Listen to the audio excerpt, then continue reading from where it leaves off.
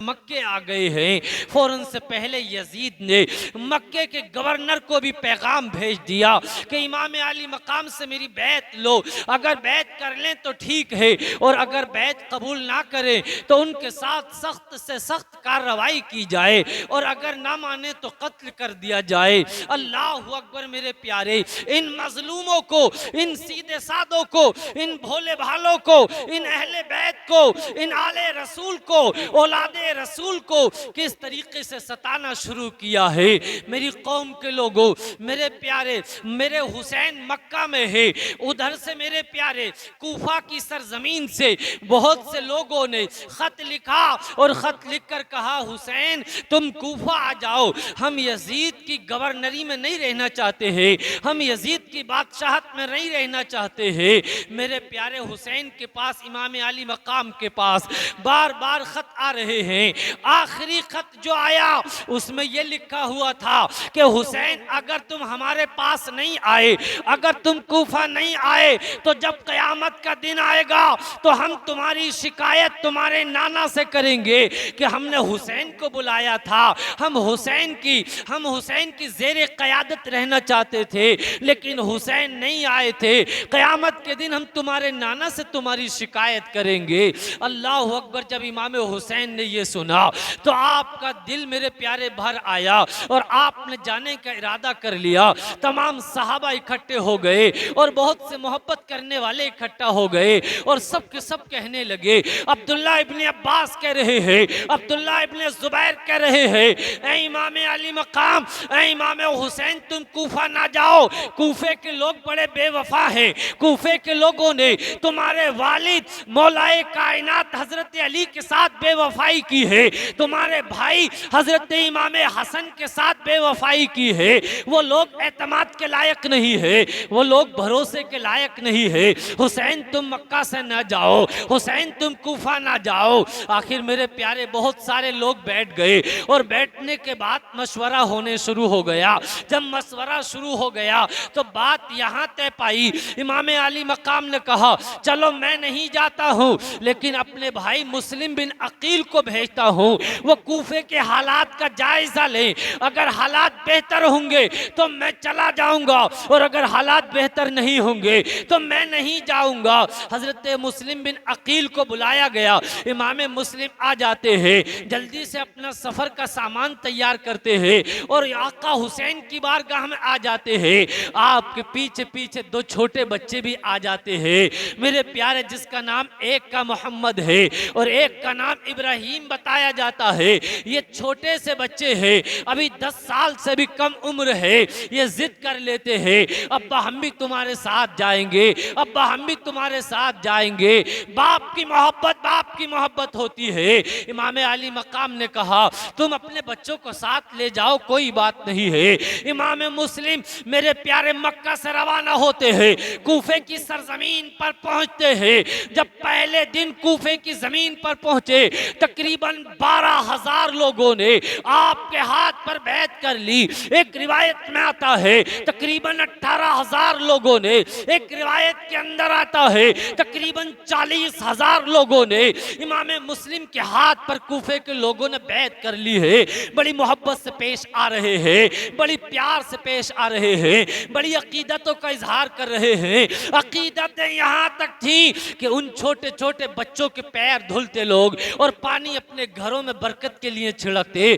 बड़ी मोहब्बत से पेश आ रहे हैं, बड़े प्यार से पेश आ रहे हैं। जब इमाम मुस्लिम ने उन कूफे वालों की ये मोहब्बत देखी, उनकी अकीदत देखी, फौरन से पहले एक खत लिखा और कहा भाई हुसैन यहाँ के लोग बहुत मोहब्बत कर रहे हैं, बड़ा प्यार कर रहे हैं, बड़ी मेहमान नवाजी कर रहे हैं, तुम जल्दी से यहाँ आ जाओ, ये लोग तुम्हारे इंतजार में है।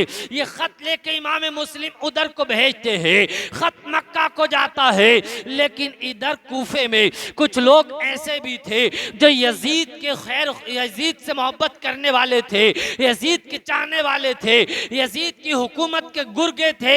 उन्होंने मेरे प्यारे जल्दी से खत लिखा और यजीद को इत्तला पहुंचा दी, ऐ यजीद यहाँ इमाम हुसैन के भेजे हुए एक कासिद आ गए हैं, उनके भाई इमाम मुस्लिम आ गए हैं, अगर तुम यहाँ ना आए तो यजीद तुम्हारी हुकूमत उखड़ जाएगी, यजीद तुम्हारी हुकूमत की दीवारें उखड़ जाएंगी, यजीद तेरी हुकूमत की ईंट से ईंट बच जाएगी। तुझे चाहिए कि बहुत जल्द तू कूफा आ जा। मेरे प्यारे, जब यजीद को ये खबर मिलती है, यजीद अपने वजीरों को बिठा लेता है और बिठाने के बाद मशवरा करता है, बताओ क्या करना चाहिए। इस यजीद के वजीरों में एक यहूदी नस्ल वजीर था जो मुसलमान नहीं था, हमेशा मेरे प्यारे इस्लाम के खिलाफ मशवरे देता, मुसलमानों के खिलाफ मशवरे देता। उसने मशवरा दिया कि कूफे के लिए कोई सख्त मिजाज ऐसा गवर्नर चाहिए जो कि उनके साथ सख्ती बरते। मेरे प्यारे, इसने मशवरा दिया कि उबैदुल्लाह बिन जियाद, जो कि मेरे प्यारे बहुत सख्त मिजाज था, उसके बारे में मशवरा दिया गया। मेरे प्यारे, वो बहुत जल्दी से उसके लिए पैगाम भेजा गया कि जाओ तुम कूफा जाओ और वहां की गवर्नरी को संभालो।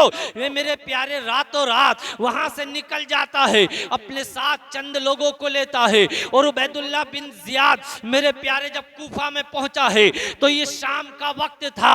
ये बड़ा लोमड़ी जैसी चाल चलता था, आवाजें बदल बदल के बात किया करता था, बहुत चालाक था और बड़ा जालिम और मरदूद था। मेरे प्यारे उबैदुल्लाह बिन जियाद ये मेरे प्यारे शाम के वक्त में कूफे में दाखिल हुआ, हिजाजी लिबास पहनकर दाखिल हुआ और उस रास्ते से दाखिल हुआ जो रास्ता मक्के से कूफे को आता है। जब शाम के वक्त ये कूफे में दाखिल हुआ, लोग समझे कि इमाम अली मकाम आ गए हैं, नवासे रसूल आ गए हैं। बहुत से लोग निकल कर आ गए, सब नारे तकबीर लगा रहे हैं, नारे रिसालत लगा रहे हैं, मरहबा की सदाएं बुलंद कर रहे हैं। लेकिन लोगों ने देखा कि कोई भी उधर से कोई भी रिस्पांस नहीं आ रहा है, कोई जवाब नहीं आ रहा है। लेकिन जालिम ये था, ये हिजाजी लिबास पहनकर आया था कि लोग पहचान ना सकें। इसके एक वजीर ने कहा, इसके एक साथी ने कहा, अरे लोगों, ये नवासाए रसूल नहीं है, ये इमाम अली मकाम नहीं है, बल्कि यजीद का गवर्नर ये उबैदुल्लाह बिन जियाद है। जब लोगों ने ये सुना तो लोग मेरे प्यारे हक्का बक्का रह गए, लोग हैरत में पड़ गए, लोग परेशान हो गए और जल्दी जल्दी इधर उधर बिखर गए। सब लोग अपने शहर अपने अपने घरों में दाखिल हो गए। उबैदुल्लाह बिन जियाद ये रात की तारीकी में मेरे प्यारे दारुल इमारत में दाखिल होता है, गवर्नर हाउस में दाखिल होता है और दाखिल होने के बाद मेरे प्यारे सारे शहर में ऐलान कराता है कि जिसने भी इमाम मुस्लिम की बैत की है, इमाम अली मकाम की बैत को कबूल किया है, मुझे उनके बारे में अगर पता चल गया तो उन तमाम की जायदाद को जब्त कर लिया जाएगा, उनके घरों को मिसमार कर दिया जाएगा, उनकी दौलत को लूट लिया जाएगा, उनको कैद खानों में डाल दिया जाएगा, उनको कत्ल कर दिया जाएगा। इस तरीके का जब ऐलान इसने पूरे शहर में कराया, तमाम लोगों में खौफ फैल गया, तमाम लोगों में दहशत फैल गई, लोग बड़े परेशान हो गए, कोई इधर उधर ना रहा। मेरे प्यारे, इसने सुबह होते के साथ ही इसने जो बड़े बड़े कबीलों के सरदार थे उन तमाम सरदारों को गिरफ्तार कराया और गिरफ्तार कराने के बाद गवर्नर हाउस में इसने उन्हें कैद करा लिया, उन्हें बंद करा दिया। और मेरे प्यारे, इसने सुबह ही ऐलान करा दिया कि इमाम मुस्लिम का है पता निकालो। एक जासूस को मेरे प्यारे माकल जिसका नाम था, उसको इसने 3000 दिनार दिए और 3000 दिनार देने के बाद कहा, जाओ तुम कोई भी सूरत हो उनका पता निकालो। ये माकल जासूस था, बड़ा जालिम था। मेरे प्यारे, रात दिन इधर उधर घूमता रहा लेकिन इसे पता न चला। शाम के वक्त ये जामा मस्जिद में गया और जब जामा मस्जिद में देखा तो मेरे प्यारे एक मुस्लिम बिन औसजा असदी एक शख्स थे जो बड़े नेक परहेजगार मुत्तकी थे, अहले बैत से मोहब्बत करने वाले थे, औलादे रसूल से मोहब्बत करने वाले थे। मेरे प्यारे, उनके पास आता है ये जासूस और कहता है, मुझे तुम बहुत अच्छे लग रहे हो, बहुत प्यारे लग रहे हो, तुम्हारे तुम्हारे चेहरे से ऐसा नूर छलक रहा है जैसे तुम अहले बैत से मोहब्बत करते हो। ये कहने लगे तुझे कैसे पता चला, इतने नमाजी है तो किसी के पास भी बैठ जाता। ये कहता है मैं मुल्क के शाम से आया हूँ, मैं भी अहले बैत से मोहब्बत करता हूँ, रसूलुल्लाह की आल से मोहब्बत करता हूँ। कहा फिर क्या काम है? कहा मैंने ये सुना है कि हजरत इमाम मुस्लिम बिन अकील कूफा आए हुए हैं, मैं उनसे मुलाकात करना चाहता हूँ। ये कहते हैं हाँ हाँ ठीक बात है, वो आए हुए हैं।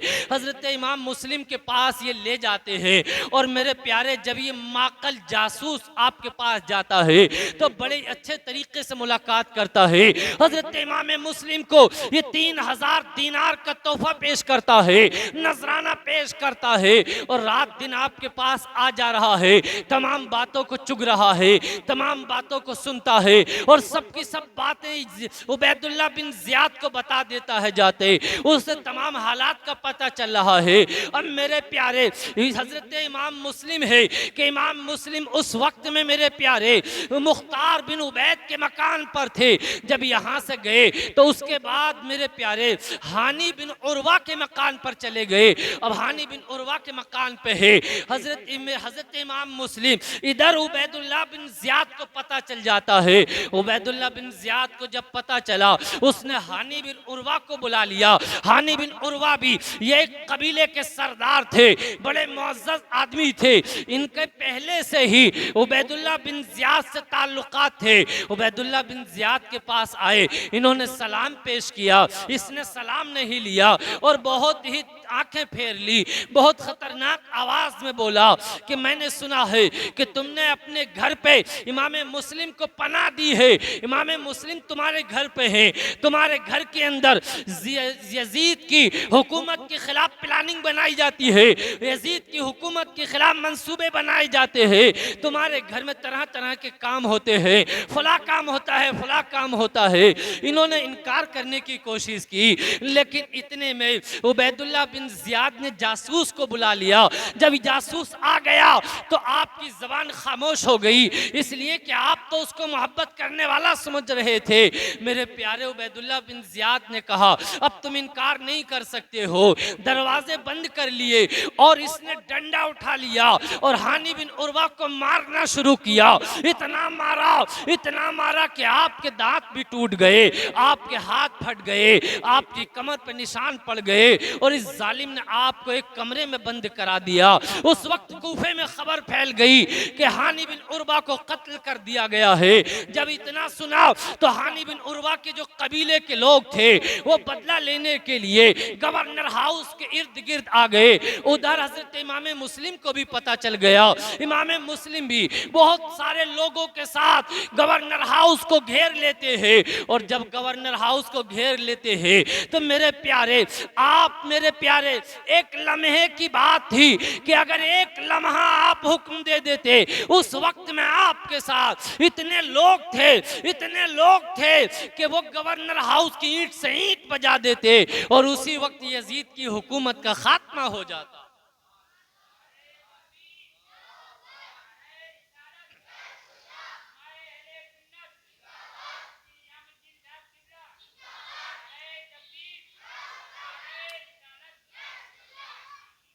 इमाम मुस्लिम भी साथ में हैं, बहुत सारे लोग हैं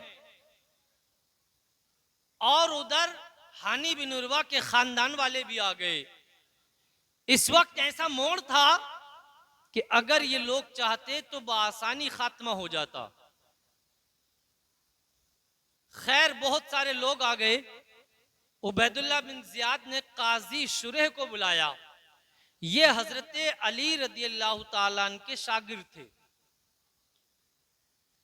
बुलाया और उनसे कहा कि जाओ तुम इन लोगों से कहो छत पे चढ़ के जाके कि उन्हें कत्ल नहीं किया गया है, हानी बिन उर्वा सही और सलामत हैं। हानी बिन उर्वा ने काजी शुरे से कहा कि तुम लोगों से कहो कि यहाँ गवर्नर हाउस में बस थोड़े से लोग हैं, 15-20 लोग हैं, अगर वो इस वक्त में हमलावर हो जाएं तो इन सब का खात्मा हो जाएगा और तमाम बात रफा दफा हो जाएगी। लेकिन ये उबैदुल्लाह बिन जियाद जो था बड़ी लोमड़ी की चाल चलता था, बड़ा चालाक था। काजी शुरेह के साथ इसने एक जासूस को ही भेज दिया कि देखो क्या क्या कहेंगे। काजी बिन शुरेह के साथ जब जासूस को भेज दिया तो वो इसके अलावा कुछ ना कह सके कि ए लोगों, उरहानी बिन उर्वा ठीक ठाक है, उन्हें कत्ल नहीं किया गया है, तुम लोग अपने अपने घर चले जाओ। सब लोग अपने अपने घर चले गए। शाम का वक्त होता है। हजरत इमाम मुस्लिम बिन अकील 500 लोगों के साथ तकरीबन कूफे की जामा मस्जिद में नमाज पढ़ने के लिए जाते हैं।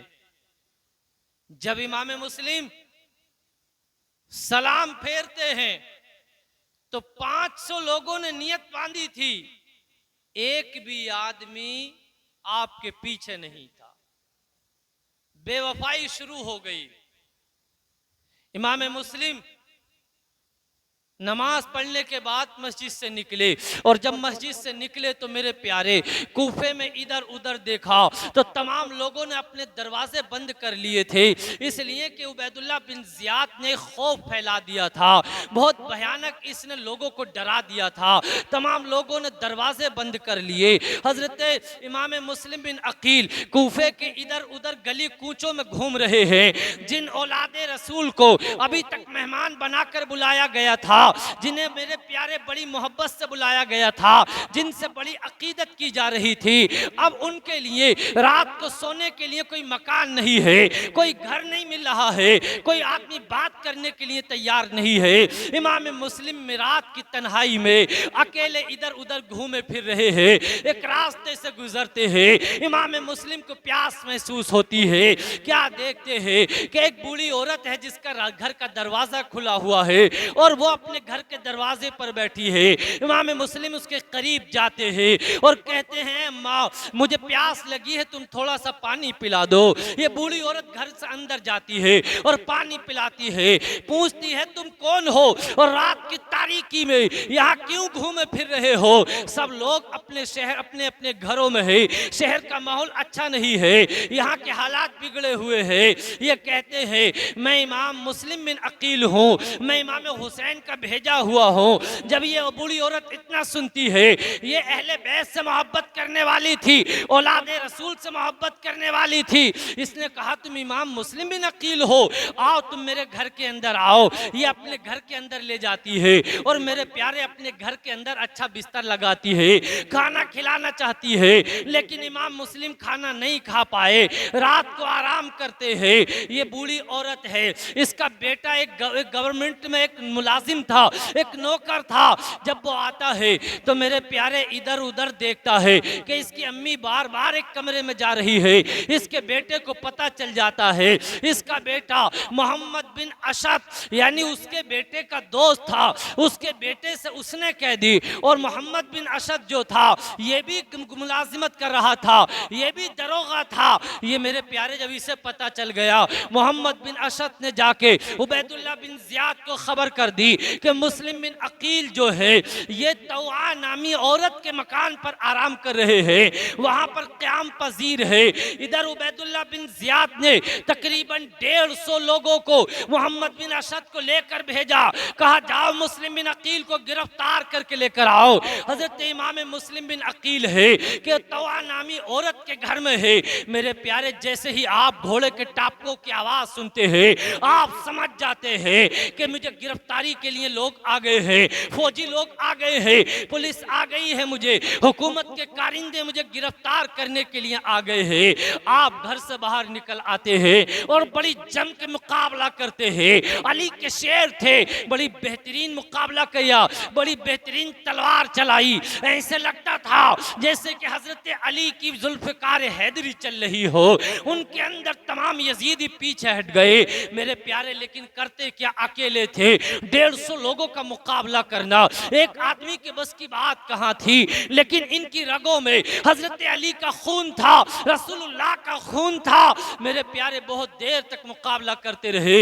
एक वक्त ऐसा आया कि आप बहुत ज्यादा थक गए और एक दीवार से टेक लगा कर बैठ गए। मोहम्मद बिन असद ने कहा, ए इमाम मुस्लिम, हम तुमसे मुकाबला करना नहीं चाहते हैं, हम तुमसे जंग करना नहीं चाहते हैं, बल्कि हम ये चाहते हैं कि तुम गवर्नर हाउस में चलो और उबैदुल्लाह बिन जियाद से बातचीत करके मामले को निपटा लो। हजरत इमाम मुस्लिम बिन अकील कहते हैं, मैं भी यही चाहता हूँ कि बातचीत करके मामले को निपटा लिया जाए। मोहम्मद बिन असद कहता है, तुम्हारे लिए अमान है, तुम्हारे लिए अमान है, तुम्हारे लिए अमान है, अब तुमसे कोई जंग नहीं करेगा। हजरत इमाम मुस्लिम के बहुत से जख्म लग गए थे, आपका होठ कट गया था, तकरीबन दोनों होठ कट गए थे, आपके दांत भी उखड़ गए थे, दांतों में बड़ी चोट आ गई थी, इसलिए कि यजीदी चारों जानिब से छत पे चढ़ गए थे, आग के गोले मार रहे थे, पत्थर बरसा रहे थे, चारों तरफ से घेर के बहुत भयानक हमला किया। अकेले थे मेरे प्यारे, निढाल हो गए। जब आपको अमान दे दी गई तो यजीदी ये जालिम आपको एक खच्चर पर सवार करते हैं और उबैदुल्लाह बिन जियाद के दरबार में लेकर आ रहे हैं। एक यजीदी फौजी आगे बढ़ता है और हजरत इमाम मुस्लिम बिन अकील की मेरे प्यारे तलवार को खींच लेता है। जब तलवार खींच लेता है, हजरत इमाम मुस्लिम कहते हैं, ऐ यजीदियो, ये तुम्हारा पहला धोखा है मेरे साथ, तुमने मेरे साथ धोखा किया है, मुझे निहत्ता कर दिया है, मैं तुम्हारा मुकाबला कैसे कर पाऊंगा। हजरत इमाम मुस्लिम को उबैदुल्लाह बिन जियाद के जब दरबार में लाया गया, गवर्नर हाउस के दरवाजे पर लाया गया, तो गवर्नर हाउस के दरवाजे पे एक ठंडे पानी का घड़ा रखा था। आपने जब पानी को देखा, आपने चाहा कि पानी पी लूं, वहीं पर एक जालिम था, उसने कहा तुम्हें पानी ना दिया जाएगा, बल्कि तुम तो अब जहन्नम का पानी पियोगे, खोलती आग का पानी पियोगे। जब आपने इतना सुना, आपके तेवर बदल गए और आपने कहा, जालिमो, जहन्नम की गर्म आग भी तुम्हारा मुकद्दर है, जहन्नम का गर्म पानी भी तुम्हारा मुकद्दर है।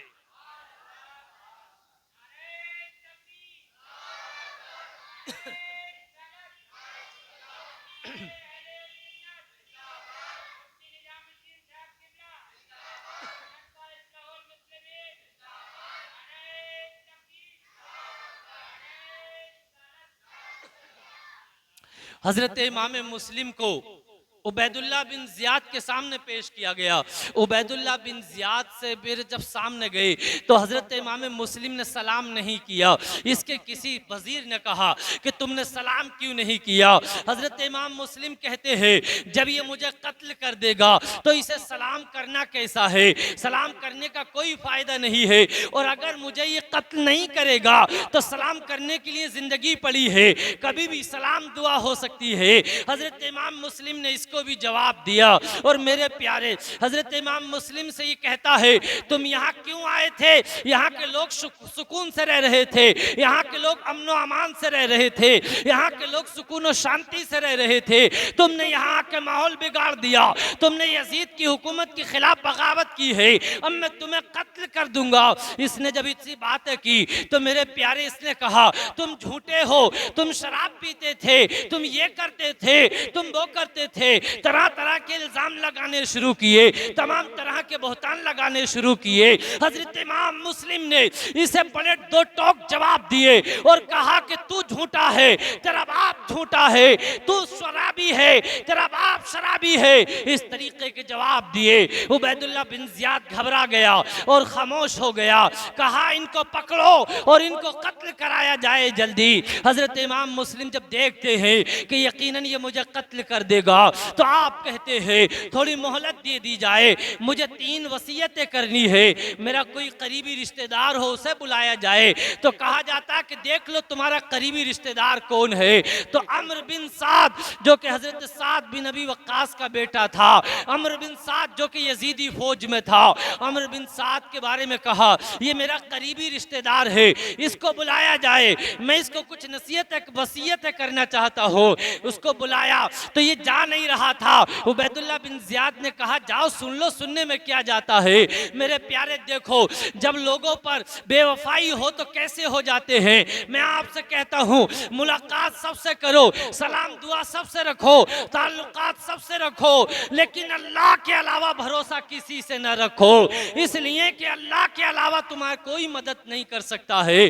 अम्र बिन साद है कि आपके पास आता है और आपकी वसीयत को सुनता है। आप पहली वसीयत करते हैं कि मेरे ऊपर 700 दीनार का कर्ज है, मेरी ज़िरा और मेरा घोड़ा है, इसको बेच के मेरा कर्ज अदा कर देना। और दूसरी बात यह है कि मैंने खत जो है अपने भाई हुसैन को भेज दिया है, मेरा खत पाते ही वो इधर को आना शुरू हो जाएंगे। मेरे प्यारे एक खत ऐसा भेज दीजिए कि वो यहाँ को ना आए। और तीसरी वसीयत ये की, कहा कि मेरे शहीद होने के बाद मेरी लाश को किसी कब्र में दफन कर देना। ये अम्र बिन साद इतना जालिम था कि इसने राज को राज न रखा, तमाम बातें उबैदुल्लाह बिन ज़ियाद को आके बता दी। उबैदुल्लाह बिन ज़ियाद कहने लगा अम्र बिन साद तू कितना जालिम है, किसी के राज को राज भी ना रख सका, तूने फौरन से पहले तमाम बातें बता दी। मेरे प्यारे उबैदुल्लाह बिन ज़ियाद है कि हजरत इमाम मुस्लिम के लिए हुक्म देता है, जल्लादों को हुक्म देता है कि जाओ इनको दारुल इमारत की फसील पे ले जाओ, ऊपर छत पे ले जाओ और इनका सर तन से जुदा कर दो। जल्लाद आगे बढ़ते हैं और मेरे प्यारे छत पे ले जाते हैं, तलवार को हवा में लहराते हैं और आपकी गर्दन को सर तन से जुदा कर देते हैं। ये पहला शहीद था कि जिसने जामे शहादत को नोश किया है, ये इमाम अली मकाम की तरफ से पहला शहीद है। आपने पढ़ा इन्ना लिल्लाहि व इन्ना इलैहि राजिऊन, यानी ये पहला शहीद था कि जिसने जामे शहादत को नोश कर लिया है। हजरत इमाम मुस्लिम की शहादत हो गई। जब शहादत हो गई तो कुछ लोगों ने बताया कि इनके साथ इनके 2 बच्चे भी आए हुए थे। इसने ऐलान कर दिया कि जो भी इनके बच्चों को तलाश करके लाएगा उसे हुकूमत की तरफ से इनाम व इकराम दिया जाएगा। बहुत से लालची थे, दौलत का लालची कुछ भी कर लेता है। लोग इधर उधर ढूंढना शुरू किया। ये बच्चे काजी शुरेह के मकान पर थे। काजी शुरेह ने बच्चों के सर पर हाथ रखा, बड़ा प्यार किया, सीने से लगाया। बच्चे कहने लगे ए काजी शुरे, तुम हमसे ऐसे प्यार कर रहे हो, ऐसे मोहब्बत कर रहे हो जैसे कि किसी यतीम से मोहब्बत की जाती है, जैसे किसी का बाप इंतकाल कर जाए उससे मोहब्बत की जाती है। क्या हमारे बाप शहीद हो गए हैं? क्या हमारे बाप को कत्ल कर दिया गया है? काजी शुरे कहते हैं हाँ बेटा, तुम्हारे बाप को जालिम यजीदियों ने शहीद कर दिया है, वो जामे शहादत नोश कर चुके हैं। बच्चे कहते हैं अब हमारा क्या होगा? काजी शुरे सोचते हैं कि अगर उबैदुल्लाह बिन ज़ियाद को खबर मिल गई कि ये बच्चे मेरे पास हैं तो वो मुझ पर भी सख्ती करेगा और इन बच्चों को भी नाहक वो शहीद करा देगा, इन बच्चों को नाहक कत्ल करा देगा। वो हजरत काजी शुरे हैं, रात की तन्हाई में अपने बेटे से कहते हैं इनके लिए ज़्यादा सफ़र तैयार करो, कुछ सामान तैयार करो।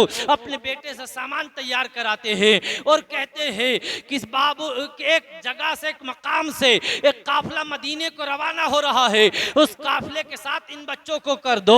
ये बच्चे मदीना पहुंच जाएंगे, यानी अपने घर चले जाएंगे। काजी शुरेह का बेटा रात की तारीकी में इन बच्चों को लेकर आता है और मेरे प्यारे कहता है देखो काफिला अभी अभी रवाना हुआ है, उस काफिले के चलने की गर्द उड़ रही है, तेजी से जाओ और इस काफिले में शरीक। इमाम मुस्लिम के बच्चे उस काफिले में तो क्या शरीक होते, वो काफिला तो निकल गया। सुबह सवेरा हो जाती है, मेरे प्यारे बच्चे एक दूसरे को पकड़ कर रोने लगते हैं, बच्चे बड़े परेशान होने लगते हैं। आखिरकार मेरे बच्चों को कुछ यजीदी गिरफ्तार कर लेते हैं और पकड़ के लाके उबैदुल्लाह बिन ज़ियाद को दे देते हैं। उबैदुल्लाह बिन ज़ियाद की जेल के एक जेलर होते हैं जिनका नाम मेरे प्यारे जिनका नाम मशकूर होता है। ये मशकूर जो थे अहले बैत से मोहब्बत करने वाले थे, औलादे रसूल से मोहब्बत करने करने वाले थे, अहले बैत से मोहब्बत करने वाले थे, उन्होंने जब इन छोटे छोटे बच्चों को देखा तो उन्होंने कहा इन बच्चों को कोई भी सूरत हो मैं जेल से आज़ाद करा कर रहूँगा, मेरी जान जाए तो जाए लेकिन इन बच्चों को मैं यहाँ से रिहा करा कर रहूँगा। रात की तारीकी में उन बच्चों को ये जो मशकूर दरोगा थे ये निकाल देते हैं और उन बच्चों को अपनी अंगूठी देते हैं कि जाओ तुम यहाँ से फला मकाम पर चले जाओ, फला मकाम पर मेरा भाई गवर्नर है, उसको तुम जाके मेरी अंगूठी दिखा देना, वो तुम्हें बहुत अच्छी तरीके से मदीना पहुंचा देगा। मेरे प्यारे बच्चों को निकाल देता है। बच्चों को जब निकाल दिया और पता चल गया उबैदुल्लाह बिन जियाद को कि दरोगा मशकूर ने उन बच्चों को जेल से भगा दिया है। कलमा शरीफ पढ़े एक बार, ला इलाहा इल्लल्लाह मुहम्मदुर रसूलुल्लाह सल्लल्लाहु अलैहि वसल्लम। अब मेरे प्यारे जब ये दरोगा मशकूर को उबैदुल्लाह बिन जियाद ने बुलाया और कहा ये बताओ तुमने उन बच्चों को आज़ाद क्यों किया है? ये कहने लगे मैं उनको आज़ाद करना ही था इसलिए कि वो हुजूर के नवासे थे, वो रसूलुल्लाह के घराने वाले थे, वो अहले बैत थे, उनको तू जेल में कैसे रख सकता था, उन पर तू जुल्म क्यों कर सकता था? तो कहा तुझे क्या उम्मीद है उन्हें आज़ाद करने से? तो ये कहने लगे मुझे ये आज़ाद है कि अगर मैंने उनको आज आज़ाद कर दिया जब कल क़यामत का दिन आएगा तो रसूलुल्लाह मेरी शफाअत कराएंगे और मुझे दाखिले जन्नत करा देंगे। इस उम्मीद पे मैंने उन बच्चों को छोड़ दिया है। इस जालिम उबैदुल्लाह बिन जियाद ने इन दरोगा मशकूर पर बड़ा जुल्म और सितम किया और उन्हें भी कैद करा के डाल दिया। अब मेरे प्यारे ये बच्चे यहाँ से निकले, बहुत दूर तक दौड़ना शुरू किया, इधर उधर गए लेकिन कोई रास्ता ना मिल पाया। आखिर मेरे प्यारे दरिया के किनारे पर एक पेड़ खड़ा हुआ था, एक दरख्त खड़ा हुआ था, वो दरख्त खोखला था, ये बच्चे उस खोखला दरख्त में घुस जाते हैं। लेकिन मेरे प्यारे जब सूरज निकलता है और सूरज की रोशनी इन पे पड़ती है बच्चों पे तो उनकी परछाई पानी में पहुंच जाती है। एक कनीज पानी भरने के लिए आती है, एक खातिमा पानी भरने के लिए आती है। जब वो खातिमा पानी भरने के लिए आती है और वो पहचान जाती है कि यहाँ पर दो बच्चे बैठे हैं, वो उनके करीब गई और कहा बच्चों तुम कौन हो, तुम्हारे बाप का नाम क्या है? बच्चे कहते हैं मुस्लिम बिन अकील के बच्चे हैं। मेरे प्यारे ये कहती है अच्छा चलो तो ठीक है। ये अपने घर आती है और अपनी मालिका को आके बताती है कि मुस्लिम बिन अकील के बच्चों को मैंने फला जगह पर देखा है। इसकी मालिका जो थी, ये औरत जो थी अहले बैत से मोहब्बत करने वाली थी, आले रसूल से मोहब्बत करने वाली थी। कहा फौरन से पहले उन बच्चों को मेरे घर लेकर आ जाओ। ये कनीज जाती है और उन बच्चों को लेकर आ जाती है। ये औरत उन्हें बड़ा प्यार करती है, खाना खिलाती है और एक कमरे में उनका बिस्तर कर देती है और कहती है बच्चों तुम यहाँ पर आराम करो। मेरे प्यारे रात गुजर जाती है। इसका शोहर हारिस आता है। ये कहती है इतनी रात तक कहाँ थे, इतनी रात तक तुम कहाँ घूमते फिर रहे हो? ये कहता है तुझे पता नहीं हुकूमत की तरफ से ऐलान किया गया है जो मुस्लिम बिन अकील के बच्चों को पकड़ के लाएगा उसको बहुत बड़ा इनाम मिलेगा, उसको हुकूमत की तरफ से बहुत माल दौलत से नवाजा जाएगा। मुझे मिले नहीं, पता नहीं कहाँ चले गए। ये औरत कहती है क्यों तुम अपना मुकद्दर खराब कर रहे हो, क्यों तुम अपनी आखिरत खराब कर रहे हो? तुम्हारी दुनिया और आखिरत तबाह हो जाएगी, तुम हलाक तबाह हो जाओगे। ये कहती है तुझे क्या हो गया है?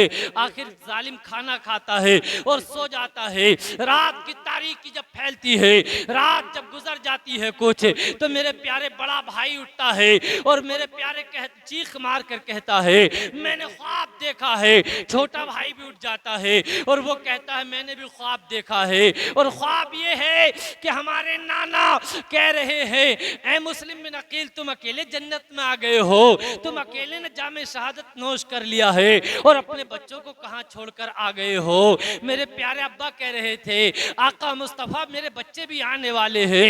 दोनों भाई एक दूसरे को पकड़ते हैं और बड़ा ज़ारो कतार रोने लगते हैं। बहुत देर उन्हें रोते रोते हो जाती है। जब उनकी चीखें निकलती है ये जालिम इस औरत का शोहर बेदार हो जाता है और कहता है ये आवाज़ें कहाँ से आ रही हैं बच्चों की? औरत कहती है पता नहीं कहाँ से आ रही है, सो जाओ सो जाओ, तुम्हें पता नहीं कहाँ से आ रही है, कोई आवाज़ नहीं है। ये कहता है नहीं आवाज़ तो कहीं से आ रही है। आखिर ये जालिम चिराग जलाता है और उसी कमरे के करीब पहुंच जाता जाता है। जब कमरे में दाखिल होता है, छोटे छोटे नन्हे शहजादे हैं जिनकी जुल्फे लटक रही है, जिनके चेहरों में नूर छलक रहा है, रसूलुल्लाह के घराने के शहजादे थे। ये पूछता है तुम कौन हो? ये सीधे दिल कह देते हैं हम मुस्लिम बिन अकील के बेटे थे, बेटे हैं। इसलिए वो ये समझ रहे थे कि ये घर तो हमारे लिए दारुल अमन है, यहाँ तो हमारे साथ प्यार किया जा रहा है, यहाँ तो हमारे साथ मोहब्बत की जा रही है। लोगों तवज्जो करना, ये जालिम इनके जुल्फों को पकड़ता है और तमाचे मारता हुआ बाहर खींच के लेकर आता है और दोनों बच्चों के बालों को पकड़ के एक जगह बांध देता है और कमरे में ताला लगा देता है। जब सुबह होती है, इन दोनों बच्चों को ये पकड़ता है और घसीटता हुआ दरिया के किनारे ले जाता है, अपनी तलवार को निकालता है, मेरे प्यारे बड़े भाई की गर्दन को तन से जुदा करना चाहता है। छोटे ने कहा मैं ये नहीं देख सकता कि मेरा बड़ा भाई मेरे सामने मेरे भाई को ज़िबा कर दिया जाए, मेरे भाई को कत्ल कर दिया जाए। बड़े ने कहा मेरे सामने छोटे भाई को कत्ल नहीं किया जा सकता। इस जालिम ने तलवार निकाली और दोनों का सर को तन से जुदा कर दिया है। ये नन्हे शहीद थे जिन्होंने जाम शहादत को नोश कर लिया है। मेरे प्यारे ये जालिम यजीदी उन दोनों बच्चों के सरों को एक तश्त में रखता है और उबैदुल्लाह बिन ज़ियाद के दरबार में ले जाता है। ये खुश होता है कि अब मुझे बहुत इनाम मिलेगा, बहुत माल मिलेगा। उबैदुल्लाह बिन ज़ियाद से कहता है लो मैं तुम्हारे दुश्मनों के सर काट के लेकर आ गया हूँ। उबैदुल्लाह बिन ज़ियाद ने कहा मेरे कौन से ये दुश्मन है, कौन किसके सर काट के लाया है? जब ये दिखाता है कि ये इमाम मुस्लिम बिन अकील के बच्चे हैं, उबैदुल्लाह बिन ज़ियाद कहता है जालिम मैंने तुझसे ये कब कहा था कि तू इनके सर काट के लेकर आ? मैंने कहा था जिंदे लेकर आओ। अगर यजीद ने तलब कर लिया इन बच्चों को जिंदा तो मैं कहां से इन बच्चों को दूंगा? जालिम यजीदी तूने ये क्या किया? उबैदुल्लाह बिन ज़ियाद अपने कारिंदों से कहता है, अपने पुलिस वाले मुलाजिमों से कहता है इस जालिम को पकड़ लो और पकड़ के इसका सर तन से जुदा कर दो और तन से जुदा करने के बाद इसके जिस्म को मिट्टी में गाड़ दो और कटखने कुत्ते छोड़ दो जो कि इसको काट काट कर खाएं। ऐसा ही हुआ कि इस पर कुत्ते छोड़े गए और इसके जिस्म को नोच नोच कर खा गए। देखो ये होता है दौलत के चक्कर में इंसान की तब कभी कभी ये दुनिया भी तबाह हो जाती है, आखिरत भी तबाह हो जाती है। इंसान को कभी ऐसा नहीं करना चाहिए। मेरे प्यारे इन्हें ना खुदा ही मिला, ना विसाले सनम, न यहाँ के रहे न वहाँ के रहे, न दौलत मिली और न मर्तबा मिला। मेरे प्यारे दुश्मन हुजूर की आल से दुश्मनी करके दुनिया भी बर्बाद हो गई, इनकी आखिरत भी तबाह हो गई। ऐ मेरी कौम के लोगों देखो इमाम हुसैन के घर वाले हैं, इन पर जुल्म किए जा रहे हैं, इनको सताया जा रहा है। इमाम हुसैन के घर वालों पर मेरे प्यारे इस तरीके से जुल्म किए गए, उनको नाहक सताया गया, उन पर नाहक जुल्म किए गए और इन यजीदियों ने इन बच्चों को शहीद करके इमाम मुस्लिम को शहीद करके औलादे रसूल को शहीद करके इन्होंने नाच गाने किए, इन्होंने खेल तमाशे किए, इन्होंने ढोल तमाशे किए। लेकिन मेरे प्यारे इमाम हुसैन के घर वालों ने सब्र किया है, नमाजें अदा की है, अल्लाह का जिक्र किया है। फैसला तुम्हारे हाथ है, यजीदी काम करोगे या हुसैनी काम करोगे। हुसैनियत तो ये है नमाज की पाबंदी की जाए, माँ बाप का अदब एहतराम किया जाए, जालिम के खिलाफ लड़ा जाए। हुसैनियत ये नहीं है कि मेरे प्यारे खेल तमाशे किए जाए। खेल तमाशे करने यजीदियत है, ढोल तमाशे यजीदियत है। अगर अल्लाह ने तुम्हें मुसलमान बनाया है, हुजूर का कलमा पढ़ने वाले हो, तो मेरे प्यारे किसी गुनाह के काम के करीब मत जाओ, अल्लाह से सच्चे दिल से तौबा करो, अल्लाह तुम पर